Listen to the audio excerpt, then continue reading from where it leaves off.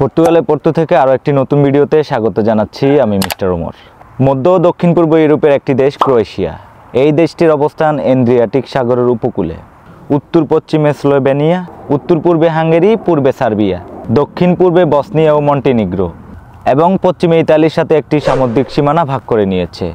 এর রাজধানী এবং বৃহত্তর শহর জাগ্রেব। দেশটি আয়তনে ৫৬,৫৯৪ বর্গ কিলোমিটার, ২১,৮৫১ বর্গমাইল জুড়ে বিস্তৃত। এর জনসংখ্যা প্রায় 3.9 মিলিয়ন। বর্তমানে জীবিকা নির্বাহ এবং ট্রানজিট হিসেবে ব্যবহার করা হয় এই দেশটিকে। 2025 সালে যারা ক্রোয়েশিয়া আসার চিন্তা ভাবনা করছেন তাদের জন্য গুরুত্বপূর্ণ আজকের এই ভিডিও। এই ভিডিওতে থাকবে ভিসা নিয়ে যাওয়ার পরে ক্রোয়েশিয়াতে কোম্পানি কেন রিসিভ করে না, 2025 সালে ক্রোয়েশিয়ার ভিসা রেশিও কেমন হবে, ক্রোয়েশিয়ার পারমিট বের হতে কতদিন সময় লাগে, ক্রোয়েশিয়ার ওয়ার্ক পারমিট আসল নাকি নকল কিভাবে বুঝবো, ক্রোয়েশিয়ার ভিসা অ্যাপ্রুভাল হতে কতদিন সময় লাগে, সর্বশেষ ক্রোয়েশিয়া যেতে কত টাকা লাগে। এই 6টি গুরুত্বপূর্ণ বিষয় আলোচনা করব আজকের এই ভিডিওটি না টেনে দেখতে থাকুন। আপনারা যারা আমার চ্যানেলে নতুন অবশ্যই আমার চ্যানেলটিকে সাবস্ক্রাইব করে দিবেন। ফেসবুকে আমার একটা পেজ আছে মিস্টার ওমর নামে, সেটাকে ফলো দিয়ে রাখবেন। সর্বপ্রথম যে কথাটি বলবো, ক্রোয়েশিয়া ভিসা নিয়ে যাওয়ার পরেও কেন কোম্পানি রিসিভ করে না। তো আপনাদেরকে আমি যদি 2023-24 সালের কথা বলি, 2023-24 সালে কিন্তু আপনারা যখন ক্রোয়েশিয়া ইমিগ্রেশনে যেতেন আপনাদেরকে কোম্পানি রিসিভ করতে হতো। কেন কোম্পানি রিসিভ করতে হতো? আপনার যেই কোম্পানির নামে ভিসা ইস্যু হয়েছে, যে কোম্পানির নামে পারমিট বের হয়েছে, তারা কিন্তু সরজমিনে গিয়ে দেখে যে ওই কোম্পানির কোনো প্রতিষ্ঠান নেই, কোনো ধরনের অফিস নেই। তো সেজন্য কিন্তু আপনারা ক্রোয়েশিয়া ইমিগ্রেশন থেকে আপনাদেরকে ফেরত দিয়ে দিত বা ওখানে কিছু ঝামেলা বিড়ম্বনার শিকার হতেন। তো আশা করছি 2025 সালে এসে এই বিড়ম্বনা এবং ঝামেলার শিকার হবেন না। দ্বিতীয়ত যে কথাটি বলবো, 2025 সালে ক্রোয়েশিয়ার ভিসা রেশিও কেমন হবে। তো 2025 সালে আমি মনে করি ক্রোয়েশিয়ার ভিসা রেশিও ভালো হবে। কারণ হচ্ছে যে 2025 সালে যেমন আমি 2023-24 সালের কথা যখন বললাম, কোম্পানি আপনাদেরকে কেন রিসিভ করেনি বা কোম্পানি কেন রিসিভ করতে তার বিড়ম্বনা হতো বা কোম্পানি কেন রিসিভ করতে দ্বিধাদ্বন্দ্বে থাকতো। কারণ হচ্ছে যে ওই 2023-24 সালে কিন্তু কিছু কোম্পানি প্রতিষ্ঠান না থেকেও কিন্তু ভিসা ইস্যু করেছে, কিন্তু 2025 সালে এসে এই আর্টিকেলগুলো চেঞ্জ হয়ে গেছে। যেমন ওরা 2025 সাল থেকে কিন্তু পুরোপুরি সেনজেনে অন্তর্ভুক্ত হয়ে গেছে। তো 2025 সালে যে পারমিটগুলো বের হবে অবশ্যই হচ্ছে যে অন্য সেনজেনের ভিসা যেভাবে ইস্যু হয়, যেমন পর্তুগালে হয়তো আপনারা অনেকে আমার ভিডিও দেখেন, পর্তুগালে যেভাবে ভিসা ইস্যু হয় সেম প্রসেসেই কিন্তু ভিসা ইস্যু হবে। তো আলহামদুলিল্লাহ 2025 সালে যে পারমিটগুলো ইস্যু হবে ওগুলো 100% ভিসা রেশিও থাকবে। 3 নম্বর যে টপিকটি আলোচনা করব সেটা হচ্ছে ক্রোয়েশিয়ার পারমিট বের হতে কতদিন সময় লাগবে। তো এটা আসলে হচ্ছে যে আপনি ধরেন কোনো একটা এজেন্সির মাধ্যমে তো কাজ করতে হয়। বাংলাদেশ থেকে যারা কাজ করে কিন্তু এজেন্সির মাধ্যমেই কাজ করে। তো এজেন্সিগুলো কিভাবে কমিউনিকেশন করে যত আর্লি অ্যাজ পসিবল ওরা কিন্তু বের করার চেষ্টা করে। তো সর্বোপরি আমি সব ভিডিওতেই বলি ইউরোপে আসা একটা ধৈর্যের বিষয়। ইউরোপে আসতে হলে অবশ্যই ধৈর্য পরীক্ষা উত্তীর্ণ হতে হবে। এটাও কিন্তু আপনার 6 থেকে 8 মাসের মতো সময় লেগে যায় ক্রোয়েশিয়ার পারমিট বের হতো। তো সুতরাং ধৈর্যের কোনো বিকল্প নেই। 4 নম্বরে যে টপিকটি নিয়ে আলোচনা করব, ক্রোয়েশিয়ার পারমিট বের হওয়ার পরে এটা আসল নাকি নকল কিভাবে বুঝবো। তো আসলে আপনারা আমার পর্তুগালের ভিডিও অনেকেই দেখেন, পর্তুগালের পারমিট যেভাবে আসল নাকি নকল বোঝা যায় না। 2025 সালে এসে কিন্তু এই প্রশ্ন ভিত্তিহীন। কেননা কারণ হচ্ছে যে পর্তুগালে যেমন হচ্ছে যে অ্যাপয়েন্টমেন্ট পাওয়া, D1 ভিসা অ্যাপয়েন্টমেন্ট পাওয়া, যেমন আপনারা মনে করেন যে D1 ভিসা অ্যাপয়েন্টমেন্ট পাওয়া মানে হচ্ছে ভিসার 70% অথবা 80% হয়ে যাওয়া।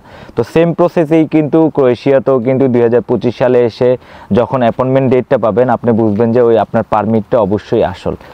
5 নম্বরে যে কথাটি বলবো, ক্রোয়েশিয়ার ভিসা অ্যাপ্রুভাল হতে কতদিন সময় লাগে। ক্রোয়েশিয়ার ভিসা অ্যাপ্রুভাল হতে সর্বমোট হচ্ছে যে আপনার ওখানে লিখাই আছে ওদের এম্বাসি ওয়েবসাইটে পর্যন্ত লেখা থাকে 15 দিন থেকে 45 দিনের মধ্যে ওদের ভিসা অ্যাপ্রুভাল হবে। তো এই 15 দিন থেকে 45 দিনের মধ্যে ওদের করণীয় কাজ কি? ওদের করণীয় কাজ হচ্ছে যে আপনাদেরকে যেই পেপারসগুলো দিয়েছে, যেই ওয়ার্ক পারমিটটা বের হয়েছে, যেটা আপনারা ওয়ার্ক পারমিট নামেন, এটা কিন্তু মূলত হচ্ছে কন্ট্যাক্ট পেপার। মানে আপনার সাথে এটা হচ্ছে চুক্তিবদ্ধ হয় একটা কোম্পানি আপনাকে এত টাকা স্যালারি দিবে, এই প্রসেসে আপনাকে নিয়ে যাবে। তো এখন ক্রোয়েশিয়াতে আরেকটা সুখবর হচ্ছে 2025 সালে এসে আপনারা যারা কোম্পানিতে কাজে যাবেন, যে কোম্পানির কাজে যাবেন ওই কোম্পানিতে কিন্তু কাজ পাবেন। বিগত 2 বছর যেমন 2023-24 সালে কিন্তু আপনারা ক্রোয়েশিয়া যাওয়ার পরে কিন্তু কাজ নিয়ে বিড়ম্বনায় থাকতেন, কাজ পেতেন না, দেখা গেছে অনেকে অনেকভাবে চিন্তা ভাবনা করতেন। 2025 সালে যে পারমিটগুলো বের হবে এই পারমিটগুলো অরিজিনালি পারমিট বের হবে, যেমন হচ্ছে যে অ্যাপয়েন্টমেন্ট পাবেন, জমা দিবেন, জমা দেওয়ার মধ্যেই কিন্তু আপনার 15 দিন থেকে 45 দিনের মধ্যে ওই দেশের ইমিগ্রেশনের যে একটা প্রতিষ্ঠান থাকে ওই প্রতিষ্ঠান কিন্তু ভেরিফিকেশনের মাধ্যমে কিন্তু আপনার ভিসাটাকে যখন ওই ভেরিফিকেশনের মাধ্যমে যখন এম্বাসিকে বলে দিবে যে হ্যাঁ এগুলো 100% সলিড, ওদের প্রতিষ্ঠান আছে, তারপর হচ্ছে যে ওদের অফিস আছে, ওদের কর্মসংস্থান অথবা কর্মী নিয়োগ দিচ্ছে, ওরা বিদেশি ফরেনার কর্মী লাগবে, তো সেই ক্ষেত্রে ওরা বিবেচনা করেই কিন্তু আপনার 15 দিন থেকে 45 দিনের মধ্যে আপনাকে অ্যাপ্রুভাল দিয়ে দিবে। তো এখন আরেকটা কথা হচ্ছে যে আপনারা ক্রোয়েশিয়ার জন্য কোথায় জমা দিবেন। ক্রোয়েশিয়ার জন্য কিন্তু আমাদের মেইন স্থান হচ্ছে কিন্তু আমাদের নিউ দিল্লি। তো নিউ দিল্লিতে জমা না দিতে পারলে কিন্তু নেপালও দিতে পারবেন, শ্রীলঙ্কাতেও দিতে পারবেন, মালয়েশিয়া দিতে পারবেন। এই 4টা দেশে কিন্তু আমাদের দেশের জোন হিসাবে, আমাদের বাংলাদেশের জোন হিসাবে কিন্তু এই 4টা দেশকে অন্তর্ভুক্ত করেছে। এই 4টা দেশে আপনি যেই কোনো জায়গায় অ্যাপয়েন্টমেন্ট পান সেই জায়গায় জমা দিতে পারবেন। সর্বশেষ 6 নম্বর টপিক নিয়ে আলোচনা করব, ক্রোয়েশিয়া যেতে কত টাকা লাগতে পারে।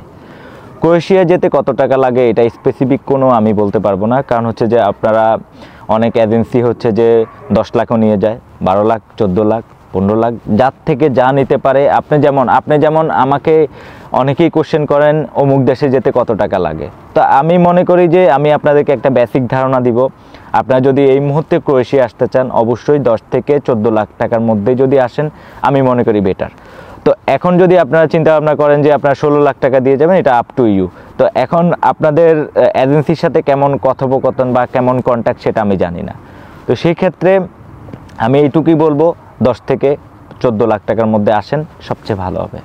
আর আপনারা জানেন আপনাদের জন্য কিন্তু আমি নতুন নতুন ভিডিওগুলো ক্রিয়েট করে থাকি। তো আপনারা যদি ইউরোপীয় ইউনিয়নের যে কোনো দেশের যদি ইনফরমেশন জানার থাকে অবশ্যই আমাকে কমেন্ট করে জানাবেন। ওই কমেন্টের ভিত্তিতেই কিন্তু আমি পরবর্তী ভিডিওগুলো ক্রিয়েট করে থাকি। আবার নিজে থেকে কিছু কিছু ভিডিও ক্রিয়েট করে থাকি যেন আপনাদের সুবিধা হয়। আর আপনারা আমাকে যদি সাপোর্ট না করেন পরবর্তী ভিডিও বানাতে কিন্তু আমি আসলে আগ্রহ প্রকাশ করতে পারি না। যেমন আমার লাস্ট কয়েকটা ভিডিওতে আমি দেখেছি আমার ভিডিওতে রিচ খুবই কম। তো আপনারা হয়তো দেখেও না দেখার একটা ইয়ে করেন। তো অবশ্যই আমার ভিডিও যারা দেখবেন অবশ্যই আমাকে লাইক, কমেন্ট, শেয়ার এবং সাবস্ক্রাইব করে দিবেন। আর শেয়ারের মাধ্যমে দেখা গেছে যে আপনারা হয়তো অন্যরা দেখে উপকৃত হবে, আপনি নিজেও উপকৃত হলেন, অন্যকে উপকৃত করলেন। আর আমার একটা ফেসবুকে পেজ আছে, আপনারা জানেন ফেসবুকে পেজ মিস্টার ওমর নামে।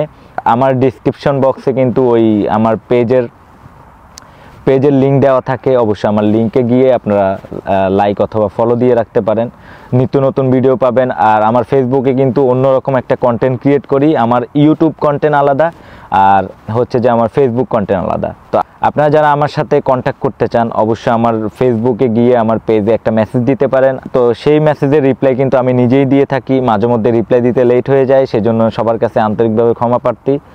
তো আজকে ভিডিও এই পর্যন্তই, সবাই ভালো থাকবেন, সুস্থ থাকবেন। পরবর্তী ভিডিও দেখার আমন্ত্রণ জানিয়ে আমি ওমর এখান থেকে বিদায় নিচ্ছি। আল্লাহ হাফেজ।